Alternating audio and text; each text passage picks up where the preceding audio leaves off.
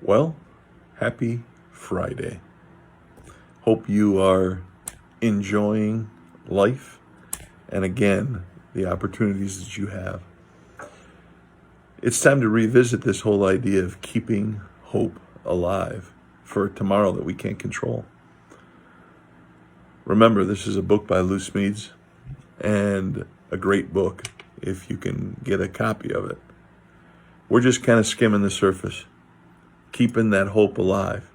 The idea that God gave us the power to imagine, but really no power to control it.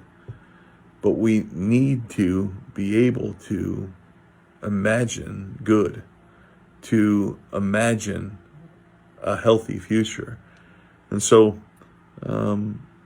let's, again, work at growing in this. We started out by saying that part of imagination is wishing. Again, those three things that we need to have hope: wishing, imagining, and believing. We talked about wishing. And again, like the cry of a newborn baby, wishing is a first sign of hope being born. And so again, are we people who wish for things in our lives? Again, it's not stuff, but it's a new and a healthy way of God-centered living. And so again, think about that idea of, do we wish? But today we're going to take a little closer look at that second thing, which is imagining. Imagining. I think it's interesting. It's kind of like image, or what you see in your head. To be able to imagine is to be able to see beyond what is to what could be, or to see within what seems to be what really is.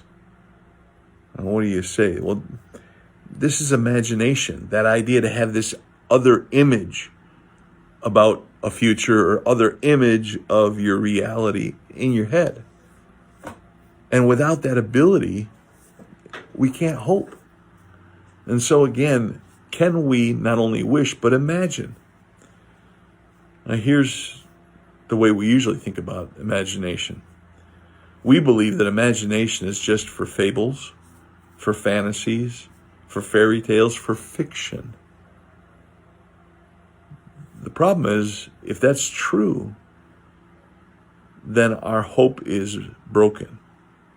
I would dare say our hope is dead, because we can't get a different image in our head. Everything's facts and figures.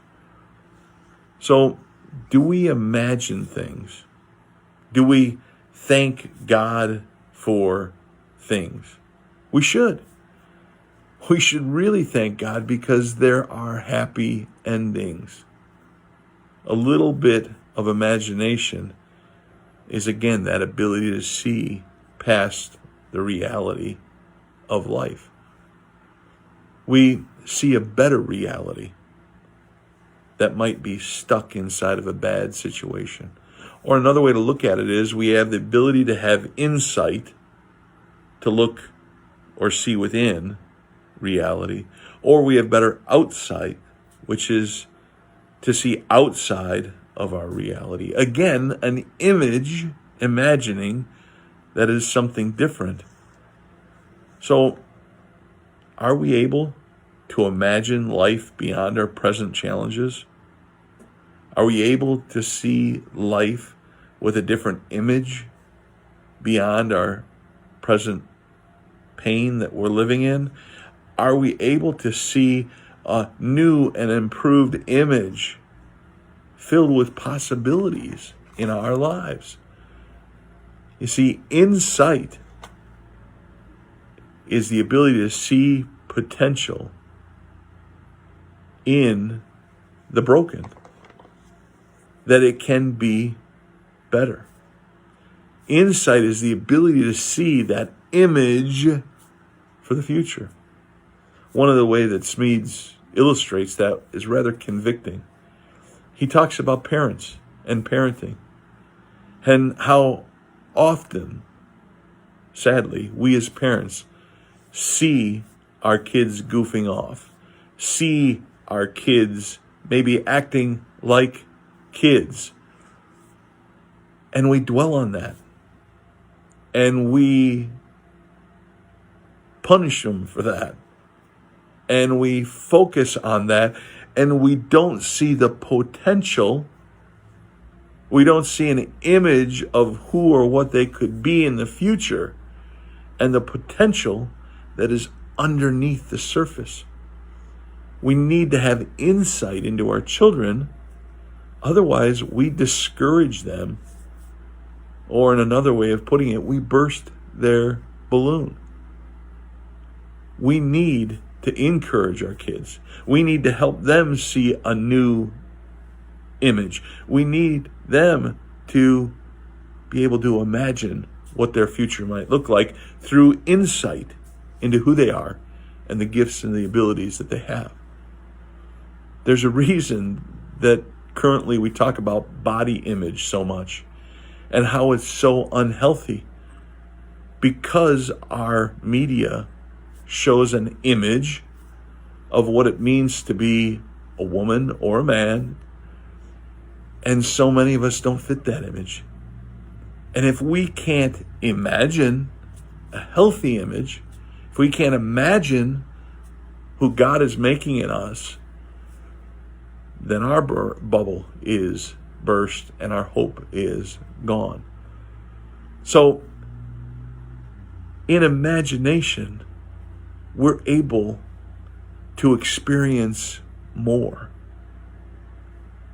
And in imagination, we're able to experience more within the experience. What do I mean? Yeah, there's love, but there's greater love. There's laughter, but there's deep joy. There is music, but then there is song. There is freedom, reconciliation. There are wounds, there are gifts, there are wonderings, there is welcoming. But it's all within the hope that is the kingdom of God. How do we imagine what the future might hold?